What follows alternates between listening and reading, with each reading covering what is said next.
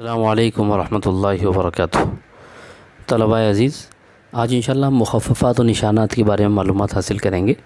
مخففات کا مطلب ہوتا ہے شارٹ فارمز، جیسے کسی بھی لفظ کو نہ لکھتے ہوئے اس کے علامت کے طور پر کوئی نشانی یا علامت بنائی جاتی ہے، یا پھر کسی حرف کا استعمال کیا جاتا ہے تو وہ اسے مخففات کہا جاتا ہے، اور اس کے ساتھ نشانیاں بھی استعمال کی جاتی ہیں، علامتیں بھی ہوتی ہیں۔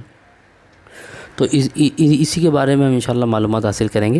اس کتاب میں اردو لکھنے کے لیے جو رسم الخط استعمال کیا گیا ہے اسے نستعلیق کہتے ہیں۔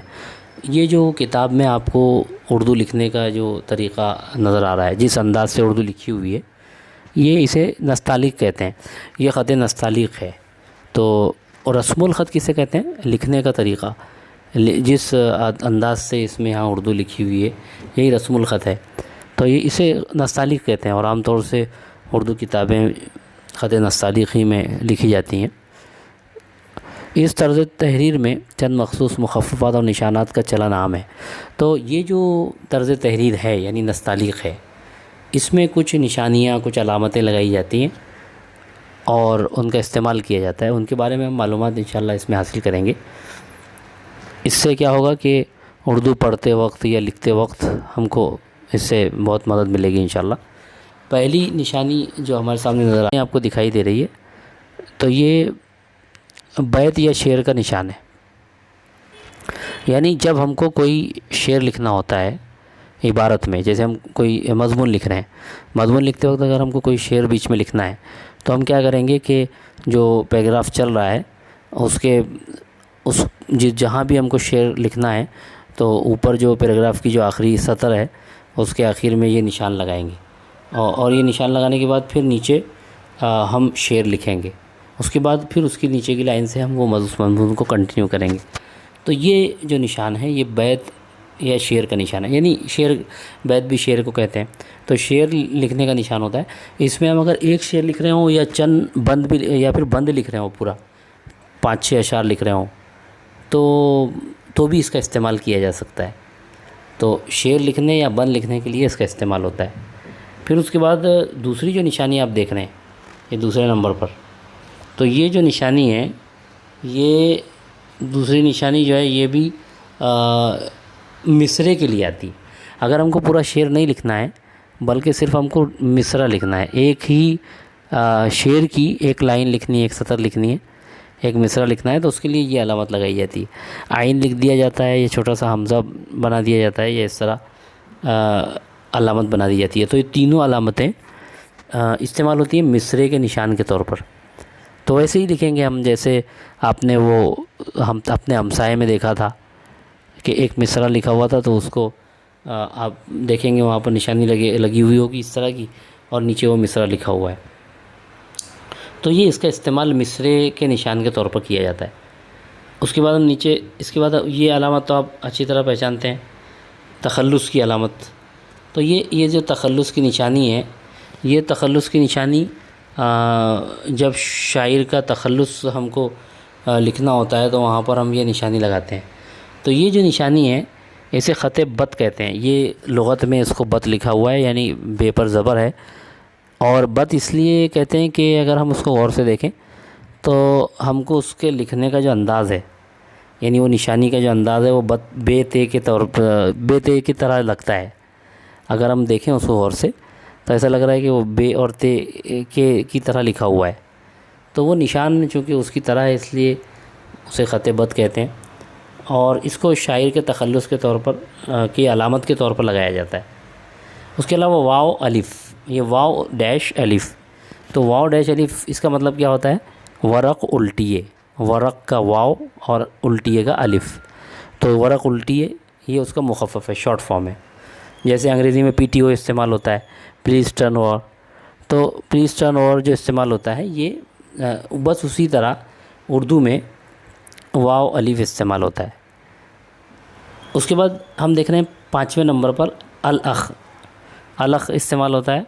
الاخ کا مطلب ہوتا ہے الی آخری ہی، عربی میں استعمال ہوتا ہے، یہ اردو میں بھی اس کو استعمال کرتے ہیں۔ الی آخری کی مطلب کا کیا، الی آخری کا کیا مطلب ہوتا ہے کہ یعنی عبارت آخر تک، جیسے مثال کے طور پر کوئی پیراگراف لکھ رہے ہیں تو ہم پورا پیراگراف نہیں لکھیں گے، 1-2 لائن لکھیں گے اور اس کے آگے لکھ دیں گے الخ۔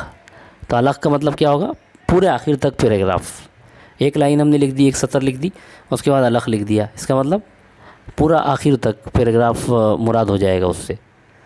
تو اگر ہم شعر لکھ رہے ہیں تو ہم نے شعر پورا مکمل نہ لکھتے ہوئے 1-2 الفاظ لکھ دیے اور اس کے بعد الخ لکھ دیے، اس کا مطلب یہ ہوگا کہ مکمل شعر ہم مراد لے رہے ہیں۔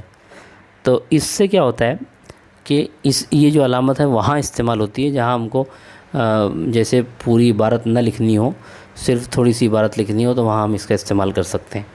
تو یہ الخ علامت ہے۔ اس کے بعد 3 نقطے استعمال کیے جاتے ہیں، 3 یا پھر اس سے زیادہ نقطے۔ یہ کب استعمال ہوتے ہیں؟ یہ جب ہم کسی عبارت میں کسی لفظ کو ہم حذف کر دیتے ہیں، وہاں سے ختم کر دیتے ہیں، مٹا دیتے ہیں، تو وہاں پر یہ 3 ڈاٹ لگا دیے جاتے ہیں یا اس سے زیادہ ڈاٹ لگائے جاتے ہیں۔ تو اگر کسی حصے کو ختم کر رہے ہیں یا کسی لفظ کو ختم کر رہے ہیں وہاں سے، تو حذف کر رہے ہیں، تو وہ اس وقت یہاں یہ علامت، یہ 3 نقطے یا اس سے زیادہ لگا دیتے ہیں۔ اس کا مطلب کیا ہوتا ہے کہ آگے بھی کچھ باقی ہے جو حذف کر دیا گیا۔ جیسے مثال کے طور پر آپ نے دیکھا ہوگا کہ اگر میں وزیر اعظم ہوتی یا ہوتا، اس طرح کے جو وہ عنوانات ہوتے ہیں اس کے آگے ڈیش لگے ہوئے ہوتے ہیں، تو اس کے آگے عبارت باقی ہے، تو کیا کرتے یا میں کیا کرتی یا میں کیا کرتا، اس طرح سے۔ تو یہ حذف جہاں سے کوئی لفظ یا عبارت کی جاتی ہے وہاں پہ اس طرح کا نشان ہوتا ہے۔ پھر اس کے بعد جو ہے یہاں پر اگر ہم دیکھیں تو اس کے بعد یہاں ہم دیکھ رہے ہیں یہ نشان جو آپ کو دکھائی دے رہا ہے اوپر، یہ والا نشان۔ تو یہ جو نشان ہوتا ہے، جو 2 آڑی لکیریں اس طرح سے لگائی جاتی ہیں، اس کو ایزن کہتے ہیں۔ ایزن کا مطلب بھی، اور یہ اس کو ڈٹو یا ڈوب کا بدل بھی ہے۔ یہ کیا مطلب؟ ہو بہو۔ جیسے مثال طور پر اگر ہم کوئی لسٹ تیار کر رہے ہیں اور ہم کو ایک ہی چیز کو بار بار لکھنا ہے، تو ہم کیا کریں گے کہ بار بار اس چیز کو نہیں لکھیں گے، بس اس کو کیا کریں گے، اس طرح کا نشان لگا دیں گے۔ جیسے آپ کوئی لسٹ تیار کر رہے ہیں 10ویں کے بچوں کی، 10ویں جماعت کی طالبات یا طلباء کی ہم لسٹ اگر تیار کر رہے ہیں، تو کیا کریں گے، اگر وہاں پر ایک کالم ہے کہ کلاس، تو ایک بچی کے آگے یا ایک لڑکے کے آگے 10 لکھ دیں گے، اور اس کے بعد جتنے بھی طلباء و طالبات ہیں اس کے نیچے اس طرح کی علامت لگا دیں گے۔ اس کا مطلب کیا ہوگا کہ یہ بھی اسی جماعت میں ہے، یہ بھی اسی درجے میں ہے۔ تو جہاں بھی کسی بھی عبارت کو دوبارہ لکھنے کی یا کسی لفظ کو دوبارہ لکھنے کی ضرورت پیش آئے، تو وہاں پر اس کو نہ لکھتے ہوئے اس طرح کی علامت لگا دی جاتی ہے، ایزن کی علامت ہے۔ اس طرح ایک آپ نے دیکھا ہوگا یہ ترچھا خط یا اس طرح کی لکیر جو ہوتی ہے، یہ عام طور سے کہاں استعمال ہوتی ہے؟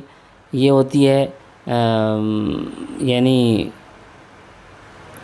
جب ہم کوئی رقم لکھ رہے ہوتے ہیں، جیسے 10,000، 1,00,000 وغیرہ، تو اس میں بیچ میں آپ نے دیکھا ہوگا کہ اس طرح کی لکیر لگائی جاتی ہے۔ اور تاریخ لکھتے ہیں تو اس طرح لکھتے ہیں، مہینہ اور دن اور سال کے لیے۔ اسی طرح وزن کے جب ہندسے لکھتے ہیں تو بھی ہم کیا کرتے ہیں، اس میں بھی اس کا استعمال کرتے ہیں، یعنی اتنے کلو۔ تو وہ جو بھی وزن ہم لکھ رہے ہیں تو اس کو جب ہم ہندسوں میں لکھتے ہیں تو اس میں بھی اس کا استعمال کرتے ہیں۔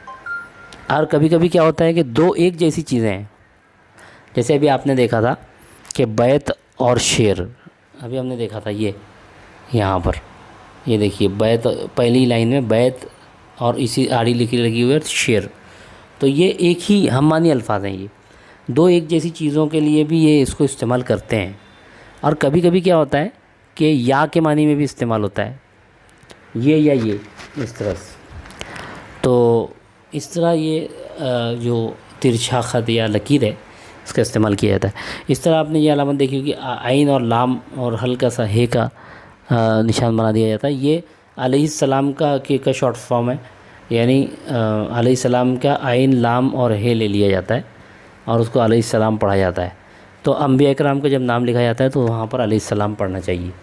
اسی طرح یہاں پر نہیں دیا، اور رضی اللہ تعالیٰ عنہ کا رے، ضاد اور ہے لکھا جاتا ہے، اور صلی اللہ علیہ وسلم میں صاد، لام، ہے لکھا جاتا ہے، لیکن اس میں پورا لکھنا چاہیے صلی اللہ علیہ وسلم، اور یہ جو ہیں سب ان کو پورا لکھنا اچھا ہے۔ اور رحمۃ اللہ علیہ بھی لکھا جاتا ہے بزرگوں کے لیے، رے ہے اور اس کے بعد چھوٹی ہے لگا دی جاتی ہے۔ تو اس طرح سے یہ کچھ نشانیاں اور کچھ علامتیں ہیں، کچھ شارٹ فارمز ہیں جن کا جاننا ہمیں ضروری ہے، تاکہ ان کا ہم صحیح طور پر استعمال بھی کر سکیں، اور جب یہ کہیں پر استعمال ہوں تو ہم ان کو سمجھ بھی سکیں۔ امید ہے آپ کو سمجھ میں آیا ہوگا۔ السلام علیکم ورحمۃ اللہ وبرکاتہ۔